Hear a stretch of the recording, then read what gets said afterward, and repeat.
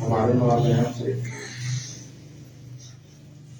رجب کا مہینہ بڑی تیزی کے ساتھ گزرا۔ راجو اگر اس کو جیم کے ضمے کے ساتھ پڑھا جائے تو اس کا معنی ہوتا ہے شرمندہ ہونا، ڈرنا، خوف آنا۔ اور اگر راجا گن اس کو پڑھا جائے تو اس کا معنی نادر ہونا اور بات کہنا کہ چمکدار ہوتا۔ تو یہ مہینہ ان مہینوں میں سے ایک مہینہ ہے جس کو اللہ نے حرمت والے مہینے قرار دیا۔ حرمت کا مطلب کیا ہے؟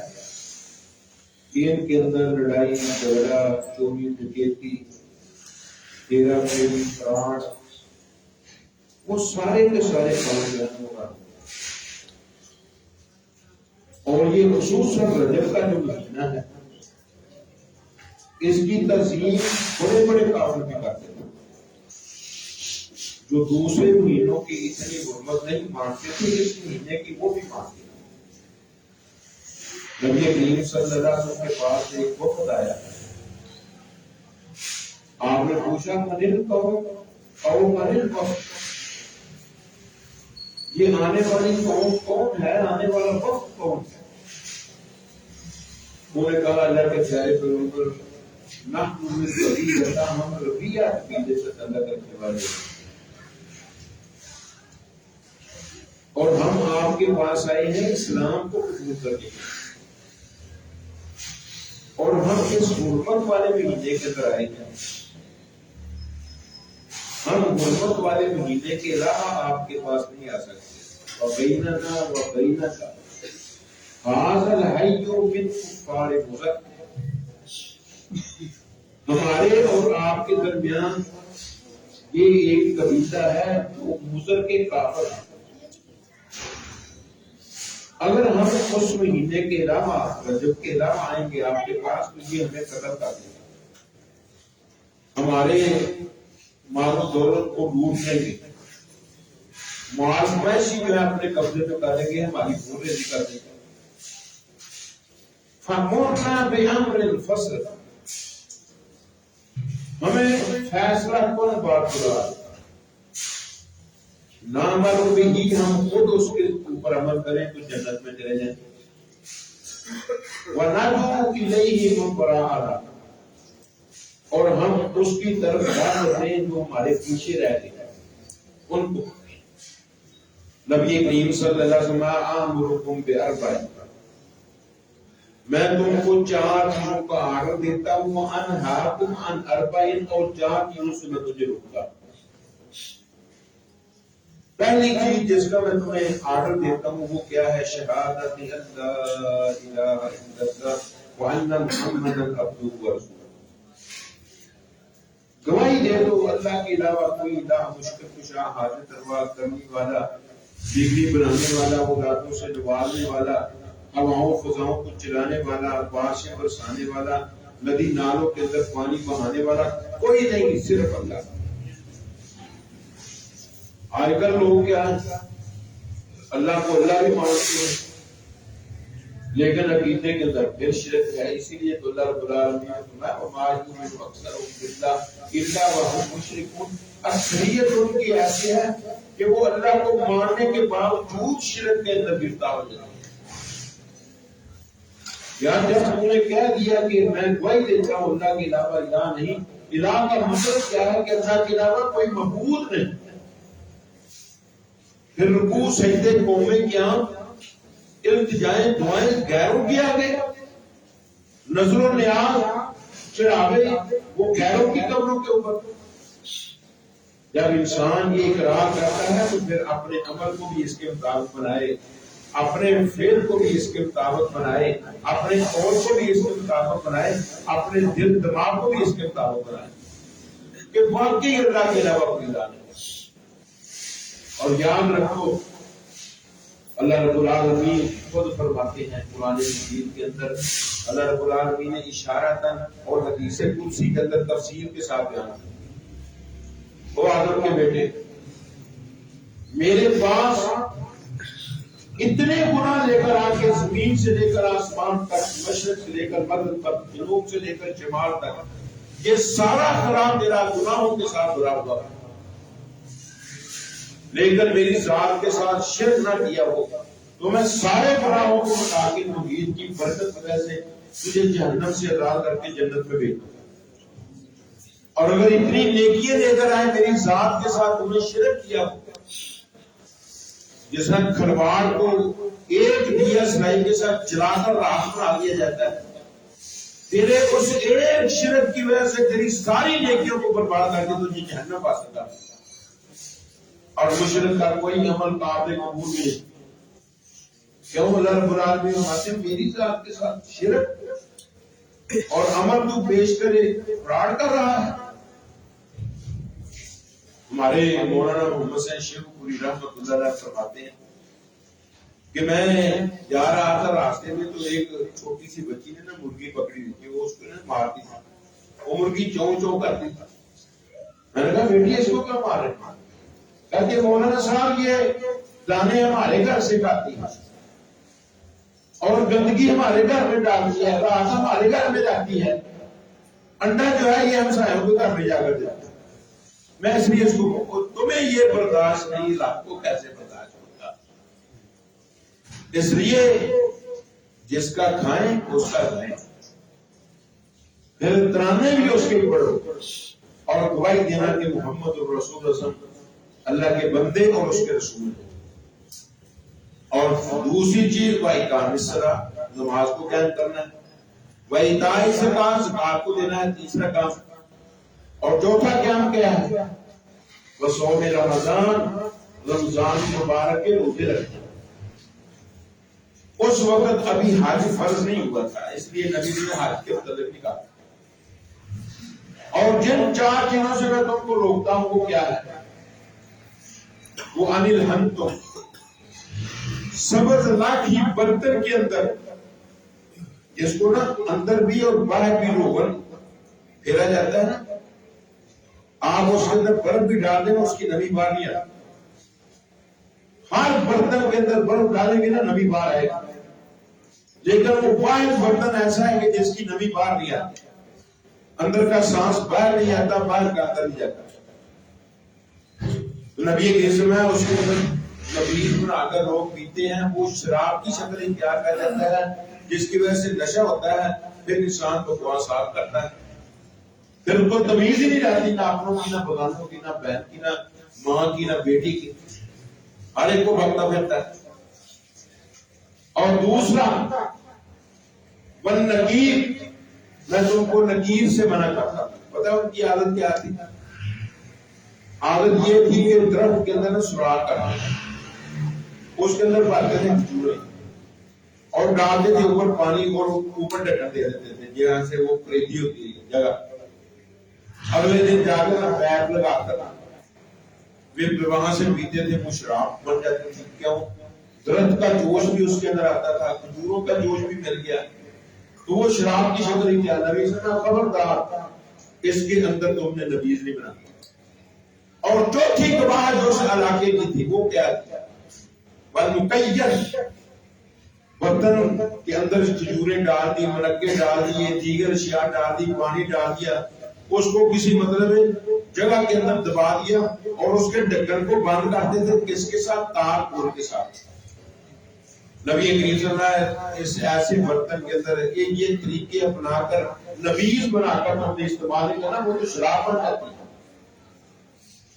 اور چوتھی چیز جس سے میں تم کو روکتا ہوں تمہارے علاقے کی گواہ، وہ کیا ہے کہ تم نے بددبا، یہ کدو ہوتا ہے نا، یا کدو لگا لو، یا مطلب ہے وہ پیٹھا کدو لگا لو، یا حلوا کدو، تین کدو کی قسمیں ہیں، اس کے اندر وہ مطلب بیل کے ساتھ لگا ہوا ہے۔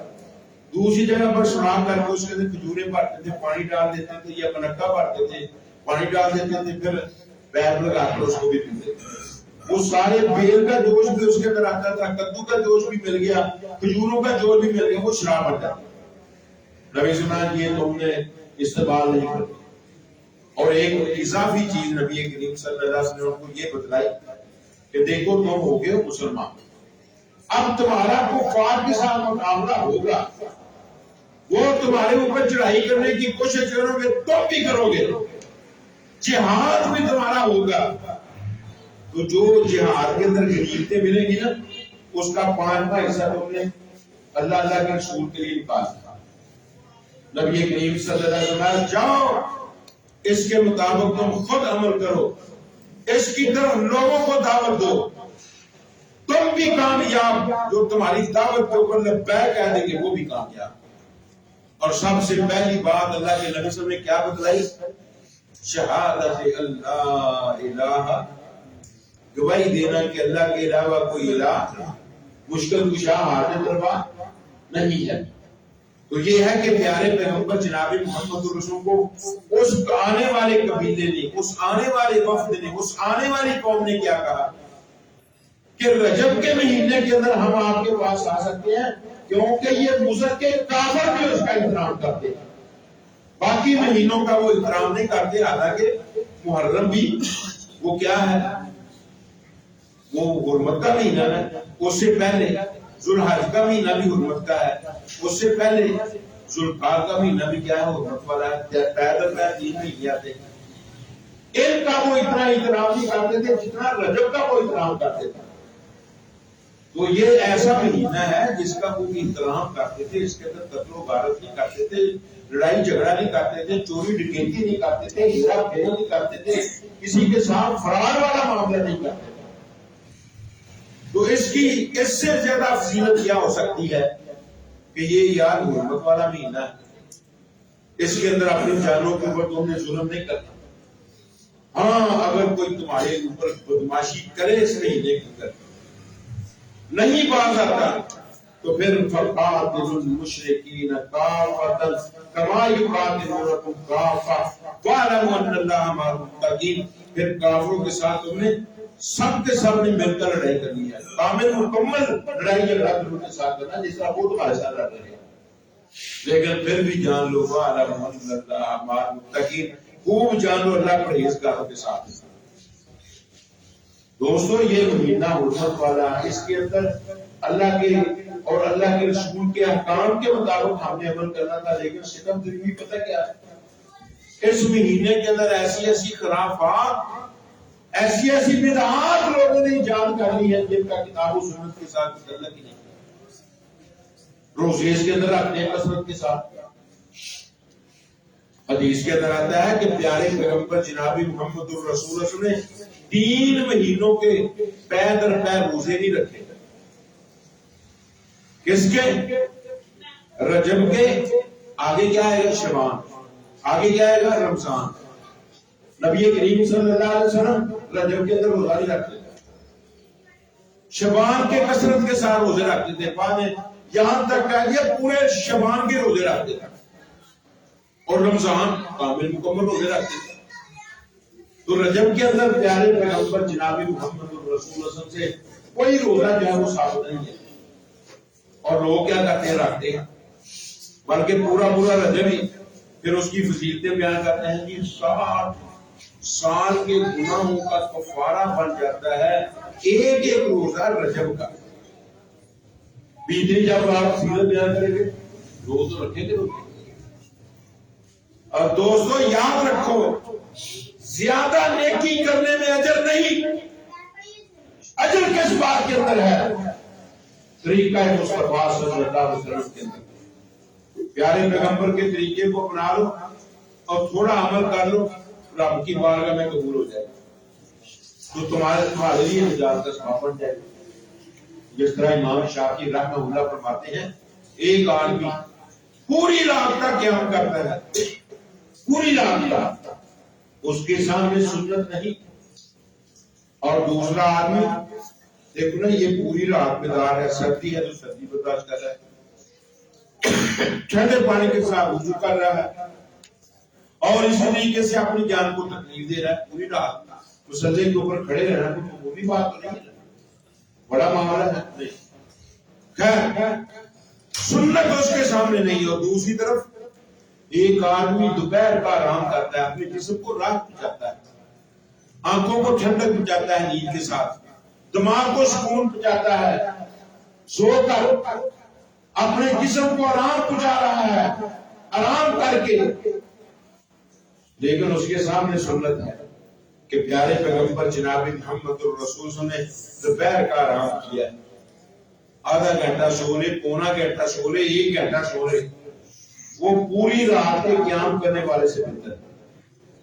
وہ ادھر تکلیفیں دے رہا ہے اپنے آپ کو، ادھر رات پہنچا رہا ہے، اجر کس کا ہے؟ رات پہنچانے والا۔ یہ ہے سنت کا مقام۔ اور دوسری طرف سنت کو اگر چھوڑ دیا، پیارے پیغمبر جناب محمد الرسول اللہ صلی اللہ علیہ وسلم کو اترنے والا قرآن کہتا ہے حل اتاکا حدیث الغاشیہ وجوہ یومئذ خاشعہ عاملۃ ناصبہ تصلی نارا حامیہ۔ پیارے پیغمبر کیا آپ کے پاس کانپنے والی کی بات نہیں آئی؟ کو چہرے شرمندگی کی وجہ سے اس دن جھکے ہوئے ہوں گے، کیا اس لیے جھکے ہوئے ہیں کہ انہوں نے عمل نہیں کیا؟ عمل کر کر کے تھکے مانگے اور عملوں کے انبار لگائے ہوئے ہوں گے، پھر جہنم کے اندر داخل ہو رہے ہیں۔ وجہ کہ جتنے بھی عمل کیے ہیں وہ سارے کے سارے سنت کے خلاف کیے۔ پیارے پیغمبر کا طریقہ وہاں ہے ہی نہیں۔ خلاف پیغمبر کسرا گزید کے ہرگز بمنظر نباہد رسید، وہ فارسی کا شاعر لکھا گیا ہے کہ جو پیغمبر کی مخالفت کرتا ہے اور کہتا ہے کہ میں اپنے مقام تک پہنچ جاؤں گا، وہ اپنے مقام کو نہیں پا سکتا۔ کیوں؟ اور مقام کو تو وہ پائے گا جو نبی کے پیچھے لگے گا، مقام کو تو وہ حاصل کرے گا جو پیارے پیغمبر کی سچی اتباع کرے گا۔ اقیم الصلاۃ وآتوا الزکاۃ واطیعوا الرسول لعلکم ترحمون۔ اللہ فرماتے ہیں لوگوں نماز کو قائم کرو، زکات کو ادا کرو، رسول کی اطاعت کرو، نمازیں ہو، زکاتیں ہو اور حج عمرے ہو، دیگر عبادات ہو جو پیارے پیغمبر کے طریقے کے مطابق ہیں، یہ اپنے پیارے پیغمبر کے طریقے کے مطابق اپنی باتوں کو بنا لو، یقینی طور پر تمہارے اوپر رحمت کر دی جائے گی۔ اللہ کا لفظ جب ہم استعمال کرتے ہیں اس کا معنی ہوتا ہے شاید، لیکن جب رب اس لفظ کو استعمال کرتا ہے اس کا معنی ہوتا ہے یقینی طور پر۔ لعلکم تفلحون، وہ شاید رب استعمال نہیں کرتا، شاید ہم استعمال کرتے ہیں، شاید کہ یہ بات ایسے ہوگی۔ اللہ کیا کہتا ہے؟ یقینی طور پر تم کامیاب ہو جاؤ، یقینی طور پر تمہارے اوپر رب کی رحمت نازل ہوگی۔ اور پھر اس مہینے کے اندر 3 نمازیں پڑھی جاتی ہیں۔ پہلی نماز وہ پتہ کیا ہے؟ نماز ہزاری، نماز ہزاری۔ اس کے اندر اگر سورج شروع کر دیا تو سورج 1000 مرتبہ پڑھنی ہے بھی بتلاؤ، چھوٹی سے چھوٹی سورت بھی 1000 مرتبہ ایک رکعت کے اندر پڑھ سکتا ہے؟ اگر پڑھے گا تو کیا پوری رات کے اندر؟ وہ تو صرف 2 رکعتیں پھر ادا کرے، اگر تسلی کے ساتھ پڑھے گا۔ اگر مشین لگا دی، موٹر لگا دی 25,000 پڑھ کے تو پھر شاید مطلب وہ زیادہ پڑھ لے۔ اور دوسری نماز کیا ہے؟ صلاۃ الرغائب، رغبتوں والی نماز، یا صلاۃ الراغب، رغبت والی نماز۔ جی اس دن مطلب کیا ہے؟ تم رات کا قیام کرو، دن کا روزہ رکھو۔ کیوں؟ نبی کریم صلی اللہ علیہ وسلم کو اس مہینے کے اندر معراج کروایا گیا۔ 206 روایتیں آتی ہیں معراج کے بارے میں، اور ان میں سے 3 کو سارے محدثین نے کیا کیا ہے؟ ضعیف قرار دیا۔ اور 27 رجب کو جو مطلب معراج کے نام پر مطلب ہے وہ کیا کرتے ہیں؟ رات کا قیام کرتے ہیں، دن کا صیام کرتے ہیں، وہ حدیث پیسے دیں گے۔ وہاں نے کہا ہے معراج نبی کو ہوا ہے محرم کے اندر، وہاں نے کہا نہیں شوال کے آخر میں نبی کو معراج ہوا ہے، وہاں نے کہا نہیں رمضان کے اندر نبی کو معراج ہوا ہے، رجب کے تو معراج ہوا ہی نہیں، لوگوں نے بنا رکھا۔ اور پھر پوری رات مسلے کے اوپر دن روزے کے ساتھ گزار دیتے ہیں۔ پیارے پیغمبر ساری رات سیانے کرتے رہے ہیں، یہ روزہ رکھ کے بیٹھے ہوئے ہیں، یہ قیام کے اندر کھڑے ہاتھ باندھ کر۔ اللہ کے نبی تو پورے آسمانوں کی سیر کر رہے ہیں، زمینوں کی سیر کر رہے ہیں، مختلف مناظر دیکھ رہے ہیں۔ تو نے کیا نبی کے طریقے کیوں کرو؟ تو چل تو بھی پھر سیر کیا کر، چلو آسمان کی نہیں زمین کی تو کر سکتا ہے، اور زمین کے اوپر چل، زمین کے اوپر جس طرح اللہ کے نبی صلی اللہ علیہ وسلم کرتے رہے، اور دن کے وقت روزہ پیارے پیغمبر سے ثابت ہی نہیں۔ پیارے پیغمبر تو ساری رات کیا کرتے رہے ہیں؟ سیر کرتے رہے ہیں، صبح آ کر وہاں پڑی ہے، سو گئے۔ روزہ کس ٹائم رکھا تھا؟ اور تیسری نماز پتہ کون سی پڑھی جاتی ہے؟ وہ صلاۃ بارہویں، صلاۃ بارہویں یاد رکھنا۔ وہ کیا ہے؟ 12 رکعتیں پڑھنی ہیں، ہر رکعت کے اندر سورۃ فاتحہ کے بعد 12 دفعہ قل هو اللہ احد اللہ الصمد لم یلد ولم یولد ولم یکن له کفوا احد۔ ایک رکعت کے اندر 12 دفعہ کیا کرنا ہے؟ قل شریف پڑھنی ہے۔ آگے مولوی نے اضافہ کیا، مولوی کہتا ہے ہر چودھری کے پاس، ہر جگیردار کے پاس، ہر مالدار کے پاس ٹائم نہیں ہوتا۔ کوئی ذمہ دارہ کر رہا ہے، کوئی دکان چلا رہا ہے، اور کوئی کارخانے فیکٹری کے اندر مصروف ہے۔ اگر وہ خود یہ نہیں پڑھ سکتا 12 رکعتیں، اور 12 رکعتوں کی فضیلت کیا ہے؟ اگر کوئی پڑھتا ہے پوری زندگی کی نماز ادا ہو جائے گی۔ بتلاؤ جس کو یہ رغبت دے دی جائے اس طرح کی، وہ نمازیں پڑھے گا؟ وہ تو کہے گا چل ایک دفعہ یاد جب آئے گا تو ہم 12 رکعتیں پڑھ لیں گے، چلو پوری زندگی کی نہیں، سال کی تو ادا ہو جائے گی۔ اب مولوی صاحب کیا کہتے ہیں؟ مولوی صاحب کہتے ہیں اگر تم 12 رکعتیں اس طرح نہیں پڑھ سکتے تو مولوی صاحب کو 12 من دانے دو، وہ تمہاری طرف سے 12 رکعتیں پڑھ دیں، تمہاری زندگی کی نمازیں ادا ہو جائیں۔ اب مولوی صاحب کے پاس ایک آدمی آ گیا، چودھری تھا، وہ کہتا ہے یار میں اپنی مطلب کھیتی سے تمہیں 12 من دانے بھیجوں گا، مجھے بھیج دے یار، گندم بھیج دے، میری طرف سے تو 12 رکعتیں پڑھ۔ دوسرے چودھری کو پتا چلا چودھری صاحب دانے دے کر آئے ہیں 12 رکعتیں پڑھانے کے لیے، پوری زندگی کی نمازیں ادا کروانے کے لیے۔ وہ دوسرے چودھری صاحب بھی آ گئے، انہیں بھی 12 من دانے دے دیے۔ تیسرے چودھری صاحب بھی آ گئے، انہوں نے 12 من دانے دے دیے۔ چوریوں کی عادت ہوتی ہے، وہ دیکھو نا قرآن مجید کے اندر موسیٰ عیسیٰ ان کے تذکرے ہوتے رہتے ہیں علیہ الصلوۃ والسلام۔ تو اب ایک مطلب چوری تھا، اس کا کبھی نام ہی نہیں لیا مولوی صاحب نے۔ موسیٰ علیہ الصلوۃ والسلام کا نام بھی لیتا ہے، عیسیٰ علیہ الصلوۃ والسلام کا نام بھی لیتا ہے، حبیب کا نام بھی لیتا ہے، مجید کا نام بھی لیتا ہے، ہمارا نام کیوں نہیں لیتا؟ کہتا وہ دانے زیادہ رکھتے ہیں۔ دوسرا چوری آ گیا، وہ کہتا ہے ہمارا نام بھی لو نماز کے اندر، ہم آپ کو اس سے ڈبل دانے دیں گے۔ کہتا ہے کل انشاءاللہ تمہارا نام بھی لو۔ وہ اس کا نام مطلب کیا تھا؟ اس کا نام تھا پیرا۔ کہتا ہے یا ایھا الپیرا انکا حمیرا ابوکا کلب وجدکا خنزیرا۔ اللہ اکبر۔ اب اس کا معنی کیا ہے؟ وہ پیریا ادھر کتا ہے، تیرا باپ سور ہے، اور تیرا جڑا بابا ہے وہ خنزیر سی۔ نائی اللہ اکبر۔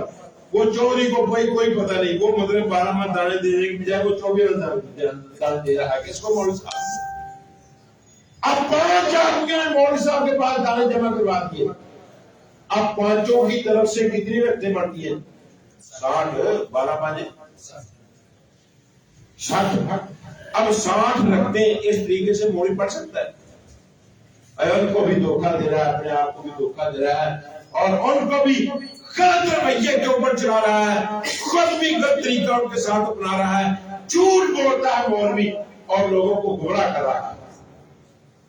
اسی لیے اللہ رب العالمین نے فرمایا کہ ان کثیر من الاحبار والرهبان لیأکلون اموال الناس، بہت زیادہ مولوی، بہت زیادہ درویش لوگوں کا مال کھا جاتے ہیں حرام طریقے سے۔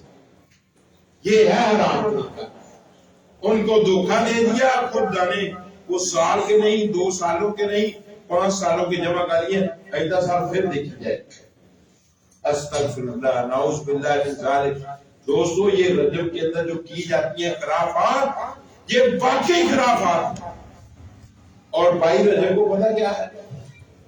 پھر سنی کیا، وہ مطلب شیعہ کیا، امام جعفر کے کنڈے بھرتے ہیں، آپ نے بھی کھائے ہو گئے اور پتہ بھی ہے آپ کو، وہ چھوٹی چھوٹی مدرے میں کناری ٹائپ ٹوٹیاں لیتے ہیں، اس کے اندر اوپر والی کے اندر بھی کھیر، نیچے والی کے اندر بھی کھیر، اس کو اس طرح طے کر دیتے ہیں اور وہ تقسیم کرتے پھرتے ہیں۔